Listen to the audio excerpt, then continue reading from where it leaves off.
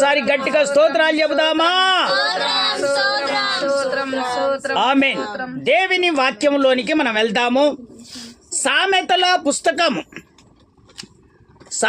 పుస్తకము 23వ అధ్యాయము 4వ వచనము. లైట్ పెట్టుకొని మంచిగా చదువుకోండి, కంగారు పడకండి. సామెతల పుస్తకం 23వ అధ్యాయం 4వ వచనం. ఐశ్వర్యము పొంద ప్రయాసపడకుము, నీకు అట్టి అభిప్రాయము కలిగినను దానిని విడిచిపెట్టుము. దేవుడు చెప్తున్నటువంటి మాటలు. దేవుని బిడ్డలారా, మీరు చక్కగా దేవుని వాక్యాన్ని వినాలి. విడిచిపెట్టుము దేవుడు చెప్తున్నటువంటి మాట. అక్కడ దేవుడు ఎంత చక్కగా చెప్తున్నాడు చూడు. ఐశ్వర్యం పొంద ప్రయాసపడకుము. ఐశ్వర్యం అంతా నేను ఐశ్వంతుడు కావాలి, నేను గొప్పగా కావాలి, నాకు డబ్బులు ఆస్తి అంతస్తులు బాగా ఉండాలి అని దేవుని బిడ్డలారా మీరు ప్రయాసపడొద్దని దేవుడు చెప్తున్నాడు. ఇదేందయ్యా, మాకు ఏం లేకనే దేవుని సన్నిధికి వచ్చినాం కదా, ఐశ్వర్యం మాకొద్దు, మేము ధనవంతులం కావాలని మాకు ఆశ ఉంది కదా, ఇదేందయ్యా? దేవుడు చెప్తున్నాడు, నేను చెప్పడం కాదు, దేవుడు చెప్తున్నాడు. ప్రయాసపడకూడదు, దానికి ప్రయాసపడకూడదు. ఇంకేమంటున్నాడు ఆయన? నీకు అట్టి అభిప్రాయం కలిగినను దాన్ని విడిచిపెట్టుము. కొంతమందికి అభిప్రాయం కలుగుతుంటుంది, మేము సంపాదించాలి, కోటీశ్వరులను కావాలి, ఆశీర్వదించబడాలని ఆశపడతా ఉంటారు. దేవుని బిడ్డలారా, దేవుడు కోరుకునేది ఏంటంటే నీవు వీలైనంత వరకు అలాంటివి ఉంటే, ఐశ్వర్యం కావాలి, నేను ఆస్తిపడిని కావాలనే ఆశ ఉంటే జాగ్రత్తగా వాటి గురించి మీరు ప్రయాసపడకండి. ఒకవేళ అట్టి అభిప్రాయం ఉంటే మీరు విడిచిపెట్టండి అని దేవుడు చెప్తున్నాడు. వాటిని విడిచిపెట్టండి.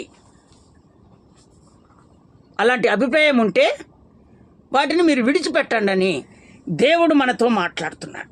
చాలామంది మనం ఆశ కలిగి ఉంటాం, ఎందుకంటే ఐశ్వర్యవంతుని నీకు కావాలని ఆశపడి ఉంటారు. చదవండి 1 సామెలు పుస్తకము 2వ అధ్యాయము 7వ వచనం. 2వ అధ్యాయము 7వ వచనం చదవండి నాన్న. 2వ అధ్యాయం 7వ వచనం.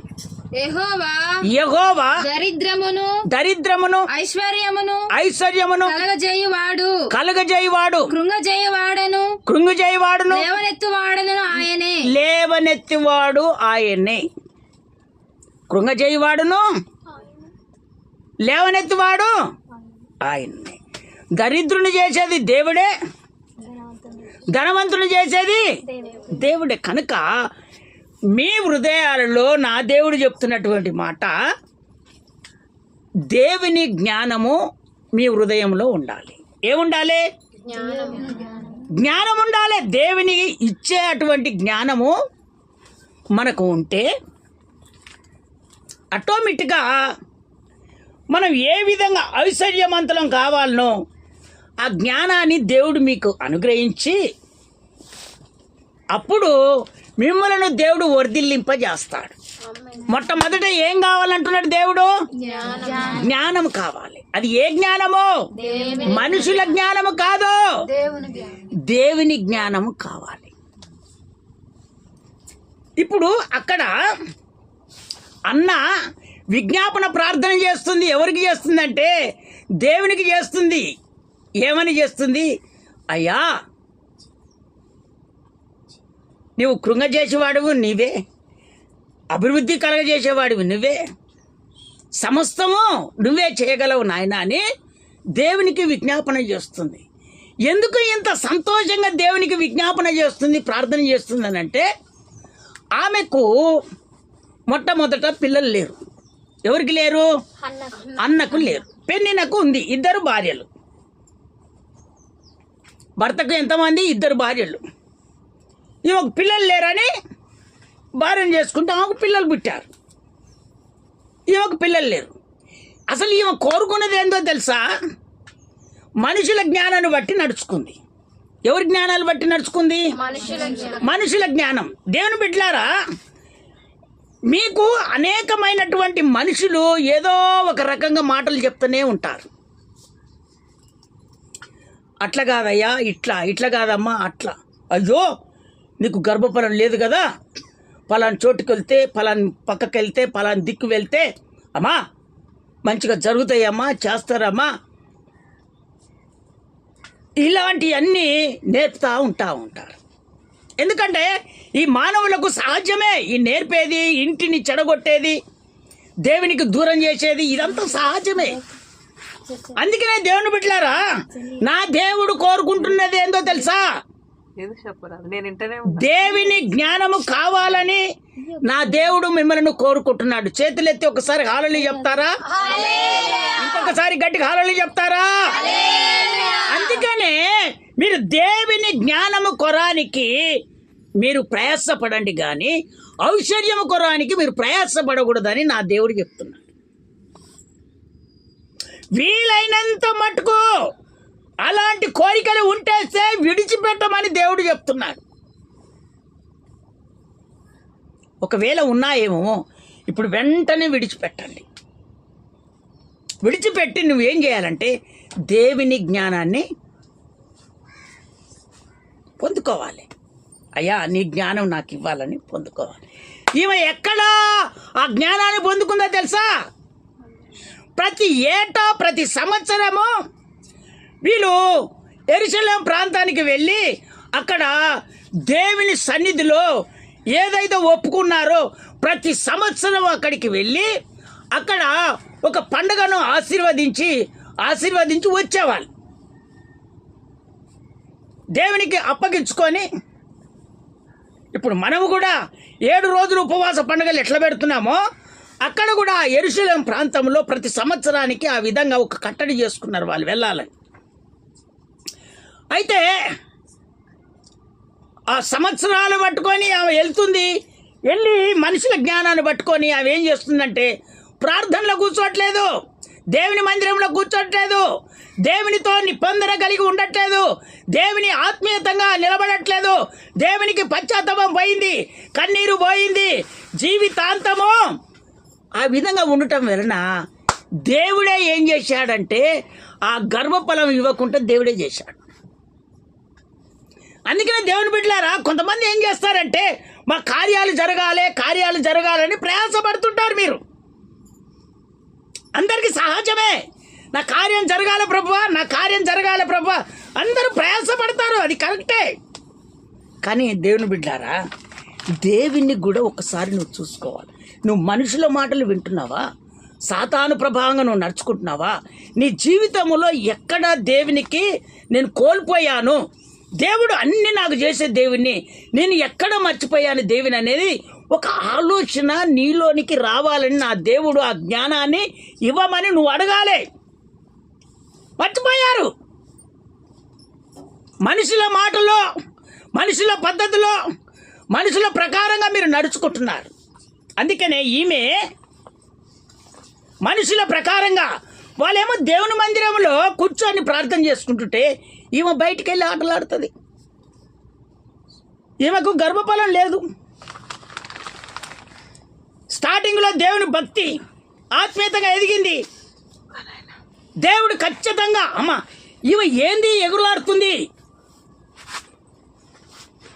నా పేరు చెప్పుకుంటుంది, ప్రతి సంవత్సరానికి దేవుని మందిరానికి వెళ్ళాలని ఆశతో ఎగిరేసుకుంటూ వచ్చేస్తుంది, కానీ నా మందిరంలో కూర్చోట్లేదు. వీళ్ళేమో మందిరంలో కూర్చుంటున్నారు, ఈమెనేమో మందిరంలో కూర్చోట్లేదు అని దేవుడు దాన్ని పసికంచి కొంతవరకు ఈమె పద్ధతి ఏ విధంగా మార్చుకుంటుందని దేవుడు ఆ గర్భాన్ని తెరవకుండా దాన్ని బంద్ చేశాడు దేవుడు. ఇక సమితి ఎట్లుంటుంది? వాళ్ళకు పిల్లలు పుట్టగానే సమితికి ఈమె ఎత్తుకొని పోదామనే సరికే గుంజుకునేది. ఎవరిని? పిల్లల్ని. సరే వాళ్ళు ఏదో పని చేసుకోవటానికి పనికి వెళ్ళిపోతే ఇంటికాడ ఒకవేళ పనికి పోకటం ఉన్నదనుకో, ఇంటికాడ సౌతి పిల్లలు కాబట్టి నేను పనికి పోయి అలిచొచ్చింది, పిల్లగాడు ఏడుస్తుంటే పిల్లలు అనలేక అమ్మా అమ్మా అని అంటున్నట్టు, దీనికి ఏం పుట్టిందే, నా పిల్లలైనా చూసుకోకూడదా ఈ గొడ్డుది అంటారా అనరా అని ఈమె పోయి ఎత్తుకోవటానికి ముందుకు వెళ్తే అక్కడికి వెళ్ళి పిల్లని గుంజుకుంటుంది. ఎందుకంటే నీకు పుట్టలు పిల్లలు, నువ్వేంటిది గొడ్డదానివే, నువ్వు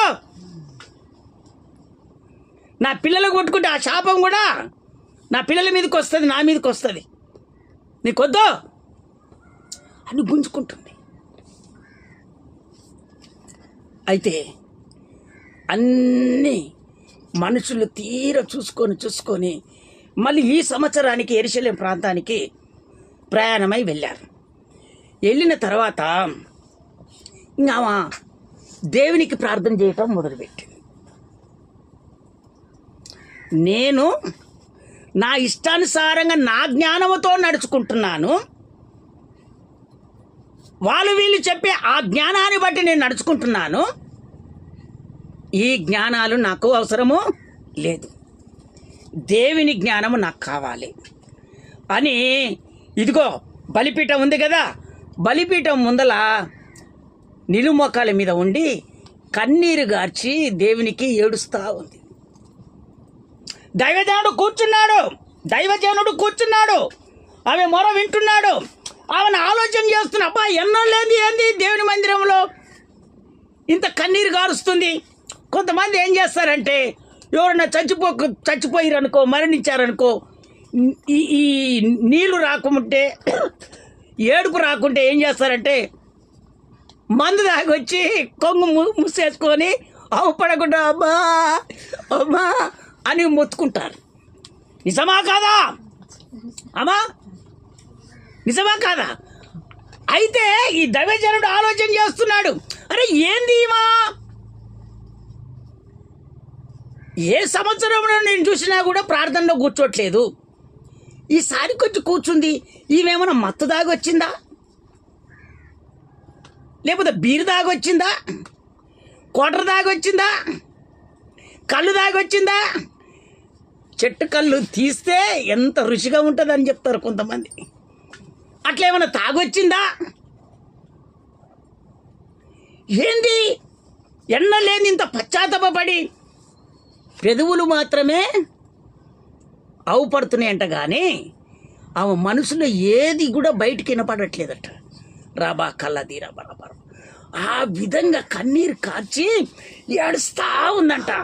అయ్యా నీ జ్ఞానం కావాలి, నీ జ్ఞానం కావాలి, నీ జ్ఞానం లేక నేను అక్కడిక్కడ తిరిగాను, వాళ్ళ మాటలు విన్నాను, వీళ్ళ మాటలు విన్నాను, నేను ఎంత ప్రకారంగా చేసినా కూడా అయ్యా నాకు గర్భఫలం రాలేదయ్యా, అయ్యా నేను ఎట్లా నడుచుకోవాలి, నాకు ఒక మగ కుమారుని ఇవ్వయ్యా, అతనిని మాత్రము నీ ఒళ్ళో పెట్టి ఒక ప్రతిష్ఠుడిగా ఈ మందిరంలో నేను నిలబెట్టుకుంటానయ్యా అని అతడు బ్రతుకు దినములన్నిటినీ ఒక ప్రతిష్ఠుడిగా నీ మందిరంలో ఉంచుతానయ్యా అని ఒక వాగ్దానం చేసుకొని కన్నీరు గార్చి దైవజనుడు లేచి వచ్చాడు. అమ్మా ఏంది, ఏ కోట దాయినవా లేకపోతే బెల్లసార తక్కువ వస్తుంది రేట్లలో, బెల్లసార తక్కువ వస్తుంది రేట్లలో తక్కువ వస్తుంది, ఏమన్నా బెల్లసారం తాగొచ్చావా, ఏమా కోటర్ తాగొచ్చావా, లేకపోతే ఎవరు తెలియకుండా ఏమన్నా బీర్ తాగొచ్చావా,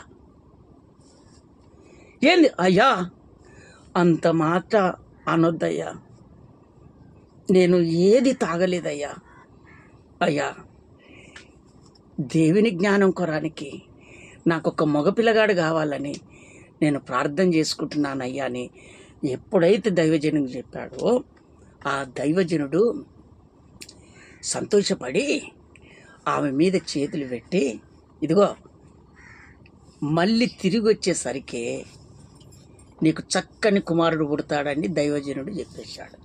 చేతులెత్తి స్తోత్రాలు చెప్తారా గట్టిగా, ఇంకొకసారి గట్టిగా చెప్తారా? అందుకనే దేవుని బిడ్డలారా, మీరు ఏ సమస్య చేత దేవుని సన్నిధికి వచ్చారో, వర్షంలో తడుచుకుంటా, ఇంట్లో పనులు ఎగ్గొట్టి, దేవుని సన్నిధికి రావాలని ఆశతో వచ్చినటువంటి దేవుని బిడ్డలారా, మీరు ఏ కార్యం కావాలని మీరు ఆశతో వచ్చారో దైవ జనుని నోట నుండి దేవుడు పలికిస్తున్నటువంటి మాటలు ఆ ప్రకారంగా దేవుని కొరకు ఉత్సాహంగా గంతులు వేసుకుంటూ అన్ని వదిలిపెట్టి దేవుని సన్నిధికి వస్తే నువ్వు కోరుకున్నది ఏదో గాని అది ఖచ్చితంగా జరుగునుగాక. రిబా కల ధీర బరబర ఖచ్చితంగా అది జరుగుతుంది. కొంతమంది ఏం చేస్తారంటే వాళ్ళ స్వలాభం కొరానికి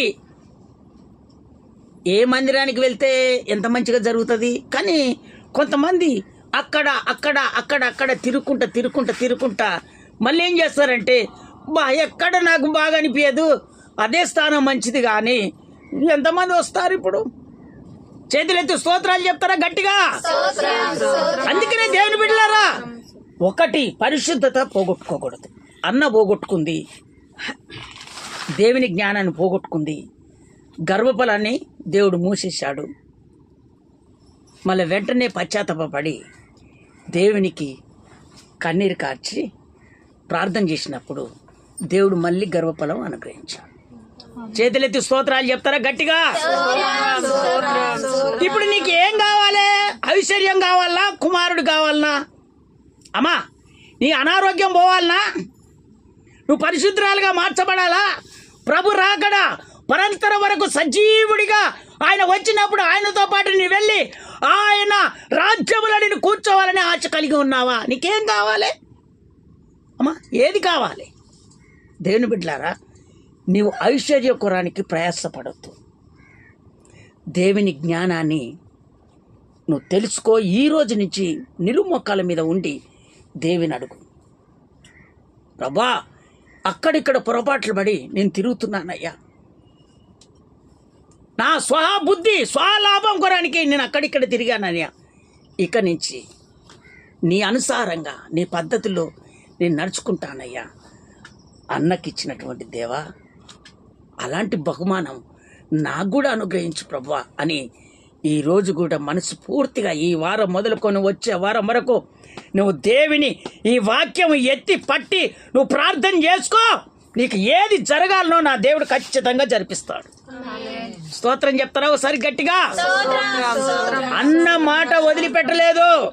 మళ్ళీ సంవత్సరానికి తీసుకొని వచ్చి కుమారుని చేతులు పెట్టి భర్త అన్నాడు. పిల్లలు లేకపోతే భర్త ఏమన్నాడో తెలుసా అమ్మా?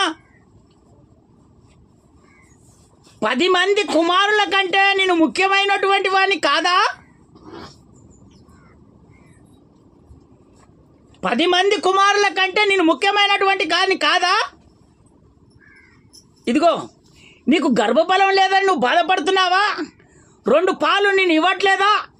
ఈ మాటలకు అంత కకృతి పడిపోయింది.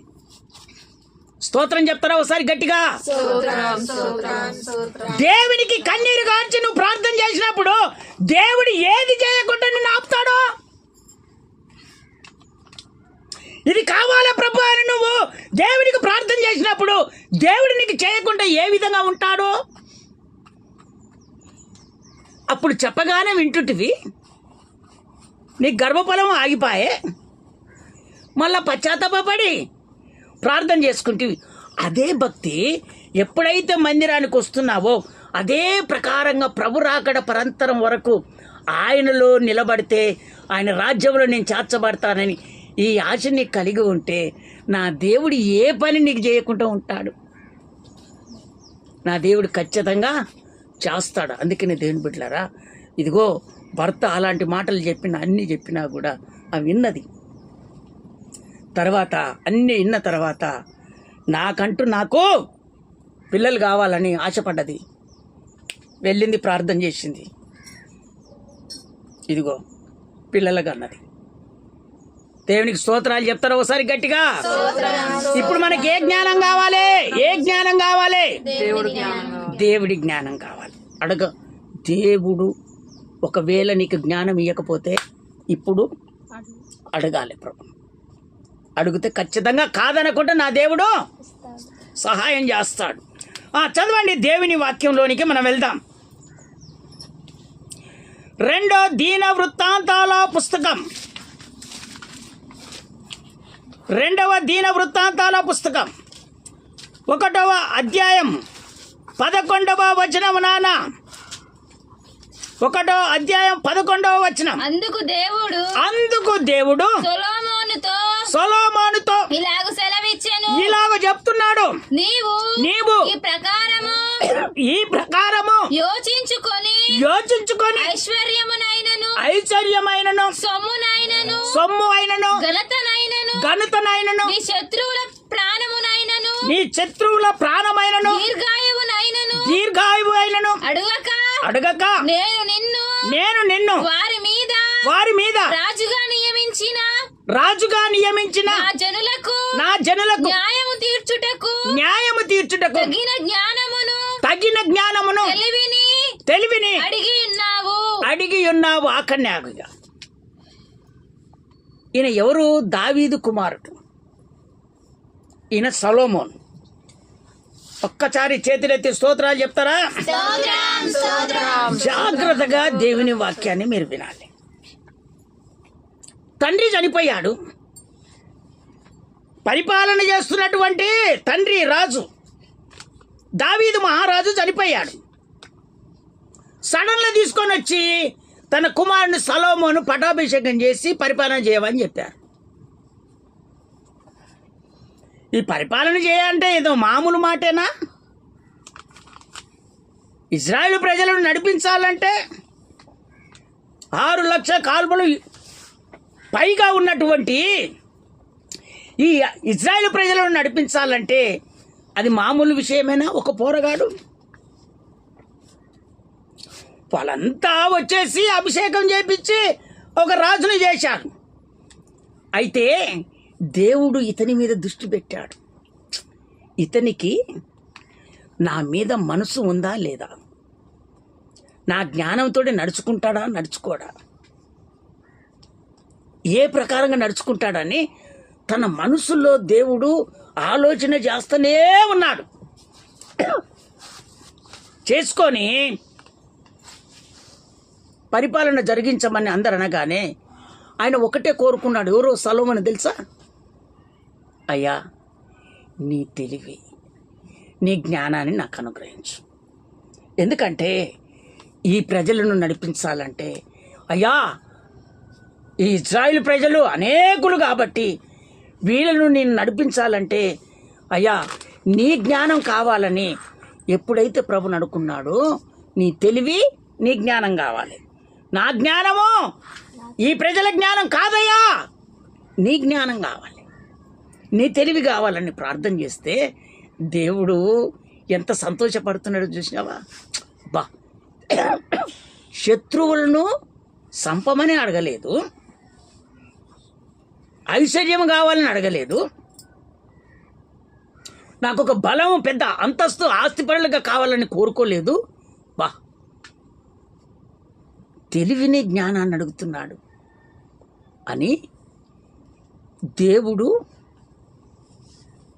సకలంతో శుద్ధాగా ఆనిచి కిందికి చదువునానా, ఆనిచికి ఆ పాయింట్ కానిచి కిందికి చదవాలా, ఎక్కువ తక్కువ.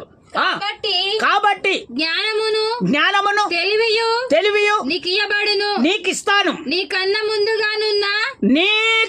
ముందుగానున్న రాజులకైనను నీ తర్వాత వచ్చు రాజులకైనను కలుగునని ఐశ్వర్యమును సొమ్మును ఘనతను ఇచ్చేదను అని చెప్పాను. నీకు ఇస్తారని దేవుడు చెప్పాడు. చూసుకోబా, ఆయన అడిగింది ఏంటిది? తెలివి జ్ఞానాన్ని అడిగాడు. ఎవరు? సొలొమోను. అందుకనే దేవుని బిడ్డలారా, మనకు అనేకులు అనేక విధాలుగా మనకు చెప్తూనే ఉంటారు. దాన్ని మనం ఫాలో కాకూడదు. కొంతమంది ఏం చేస్తారంటే దేవుని వాక్యం వింటారు, దేవునితోనే ఉంటామని చెప్తారు, అనారోగ్యాలు రాగానే దేవుని దగ్గరికి వస్తారు, అనారోగ్యాలు పోగానే దేవుని సన్నిధికి రారు. అందుకనే ఇలాంటివన్నీ దేవుడు ఏం చేస్తాడంటే ఆలోచన చేస్తాడు. దేవుడు కొన్ని రోజుల వరకు ఆ అనారోగ్యాన్ని తప్పిస్తున్నాడంటే కారణం ఏందో తెలుసా? నువ్వు ఎట్టుబడి నీవు మనుషుల జ్ఞానాన్ని పెట్టుకొని నువ్వు నడుచుకుంటున్నావు. నా జ్ఞానంతో నడుచుకున్నప్పుడు, నా తెలివితో నడుచుకున్నప్పుడు నీకు ఏది కావాలంటే అది అనుగ్రహించాను. కానీ ఇప్పుడు నా జ్ఞానాన్ని తీసివేసావు, నా తెలివిని తీసేసి నీ అంతటిగా ఎవరు చెప్తే ఆ ప్రకారం నువ్వు నడుచుకుంటున్నావు కాబట్టి నీ కార్యం జరగట్లేదు. చేస్తానన్న దేవుని వదిలిపెట్టావు, కానీ వేరొక్కరితో నువ్వు నడుచుకుంటున్నావు కనుక నీ కార్యాలు జరగట్లేదు.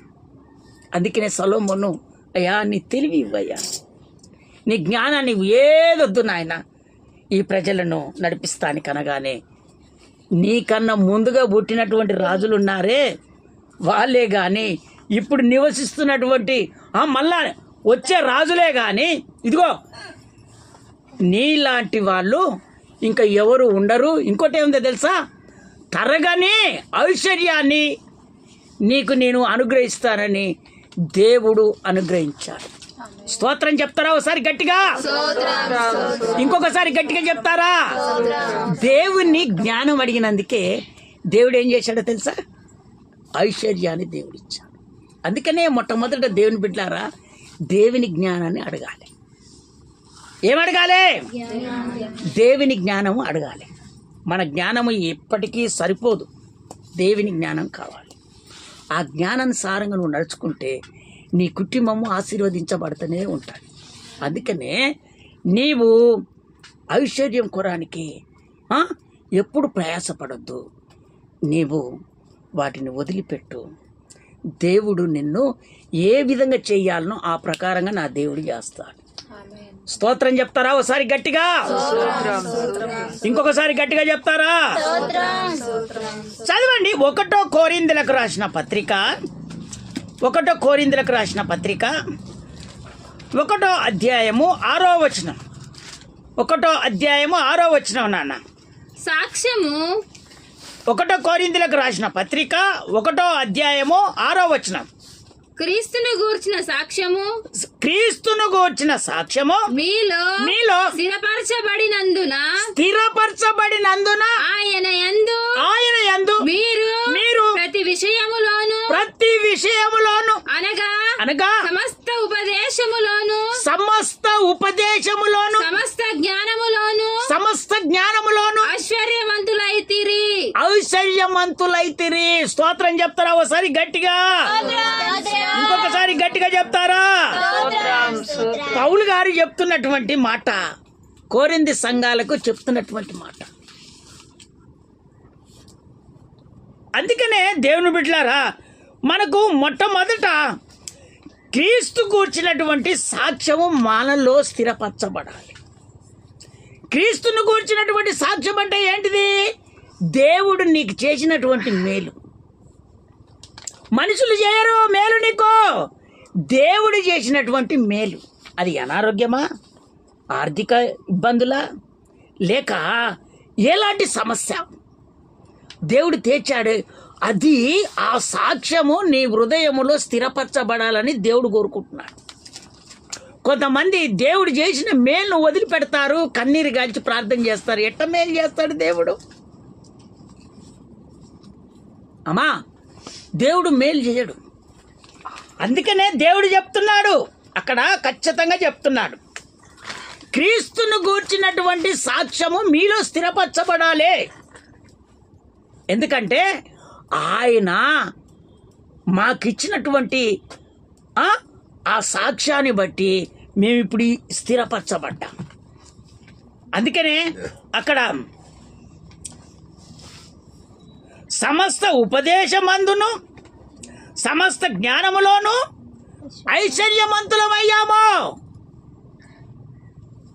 ఎంత చక్కని మాట! ఉపదేశం అనగా దేవుని వాక్యం. ఉపదేశం అనగా ఏంటిది? దేవుని వాక్యం. ఆ వాక్యము ద్వారా సమస్త జ్ఞానము మాలోకి వచ్చేసింది. అందుకనే కొంతమంది ఉపదేశాన్ని వినరు, దేవుని వాక్యాన్ని వినరు. ఆ వాక్యాన్ని విన్నప్పుడు ఇంటి దగ్గరికి వెళ్ళి ఆ వాక్యం ద్వారా కూర్చొని మళ్ళీ వారం వరకు ప్రార్థన చేసుకోరు. దేవుడు ఈ రోజు నీతో మాట్లాడినప్పుడు ఈ 6 రోజులు నువ్వేం చేస్తావు?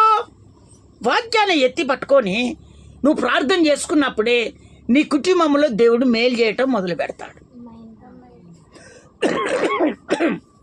స్తోత్రం చెప్తారా ఒకసారి గట్టిగా? ఇంకొకసారి గట్టిగా చెప్తారా? అందుకనే పౌలు కోరింది సంఘాలకు చెప్తున్నాడు, ఇదిగో మేము ఈరోజు ఈ జ్ఞానము మాకెక్కడి నుంచి వచ్చింది అనుకుంటున్నావు? దేవుని ఉపదేశాలు వింటున్నారా? ఆయన సాక్ష్యాన్ని మీరు స్థిరపరిచినందుకు దేవుడు ఈ ఈ ఈ జ్ఞానము ద్వారా మమ్మల్ని ఐశ్వర్యమంతులుగా చేశాడు. దేవుడు నీ హృదయంలో ఉంటే నువ్వు ఐశ్వర్యమంతుడివే. చేతులెత్తి స్తోత్రాలు చెప్తారా గట్టిగా? ఇంకొకసారి గట్టిగా చెప్తారా? దేవుడు నీ హృదయంలో ఉంటే నువ్వు ఆశీర్వంతురాలే, ఐశ్వర్యమంతుడివే. దేవుడిని హృదయంలో పెట్టుకోక ఏంది మేము ఇల్లు కట్టమైతివి, ఏంది మేము బిల్డింగ్ కట్టమైతివి, ఏంది మాకెప్పుడు పనులు దొరకట్లేదు, ఏంది మేము ఎక్కడేసిన గొంగడి మాదిరిగా అక్కడనే ఉంటున్నాం అంటే నీవు మొట్టమొదట దేవుని జ్ఞానాన్ని బట్టి నువ్వు నడుచుకోవట్లేదు, ఆయన ఉపదేశానుసారంగా నువ్వు నడుచుకోవట్లేదు. అందుకనే నువ్వు అట్ట పడిపోయావు. ఇప్పటికైనా నా దేవుడు చెప్తున్నటువంటి మాట, ఇప్పుడు వితెన్ జరిగేదేదో జరిగిపోయిందిగా, దాన్ని పక్కకు పెట్టు. ఇప్పుడు ఉపదేశము ద్వారా దేవుడు నీకు జ్ఞానం ఇస్తాడు. ఆ జ్ఞానము ద్వారా నువ్వు ఐశ్వర్యమంతురాలు అవుతావు. స్తోత్రం చెప్తారా ఒకసారి గట్టిగా? ఇంకొకసారి గట్టిగా చెప్తారా? మళ్ళీ ఏంటిది? క్రీస్తు సాక్ష్యము నీలో స్థిరపరచబడినప్పుడు ఆ సాక్ష్యాన్ని ఎప్పుడు పోగొట్టుకోకూడదు. కొంతమంది దేవుడు మేలు చేస్తే సాక్ష్యం చెప్పరండి. కొంతమంది ఎందుకు సాక్ష్యం చెప్పరండి? అన్నయ్య నాకు చెప్పరాట్లేదు, నేను మైక్ పట్టుకోగానే నేను వణికిపోతున్నాను.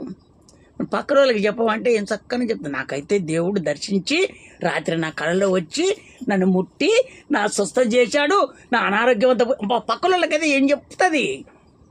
మరి ఇక్కడ నిలబడి కాస్త మైకులో చెప్తే అన్యజనులు ఎంతోమంది ఉన్నారు, దేవుని ఎరగనటువంటి వాళ్ళు దేవుని దగ్గరికి వచ్చి మా కుటుంబాలు కూడా బాగైతాయని వాళ్ళకు ఒక ఆశ దేవుడు ఇస్తాడా? ఇయ్యడా? స్తోత్రం చెప్పలేండి. అందుకనే దేవుని బిడ్డలారా, దేవుడు చేసినటువంటి మేలు ఎప్పుడు మర్చిపోకూడదు, తన హృదయములో స్థిరపరచుకోవాలి. దేవుని బిడ్డలమైనటువంటి మనము అన్యజనులకు మనము నేర్పాలి. అప్పుడే నీ కుటుంబము ఆశీర్వదించబడుతుంది. స్తోత్రం చెప్తారా ఒకసారి గట్టిగా? చదవండి ఒక్క మాట. యోబు పుస్తకం 11వ అధ్యాయము 14వ వచనం. నాన్న 11వ అధ్యాయము 14వ వచనం. యోబు పుస్తకము. పాపము నీ చేతిలో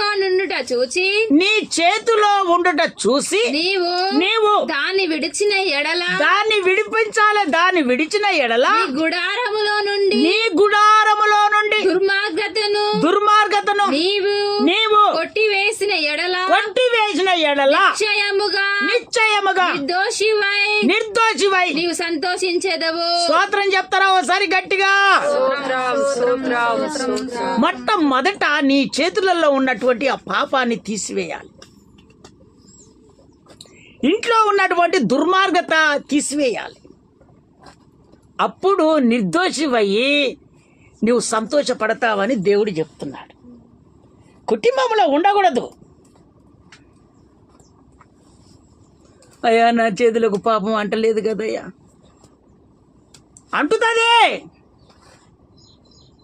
చేతులకు పాపము అంటుతుంది. అంటినప్పుడు వెంటనే నువ్వేం చేయాలంటే ఆ పాపాన్ని ఏం చేయమంటున్నాడు దేవుడు? తీసివేసుకోవాలి, కడుక్కోవాలి మంచిగా.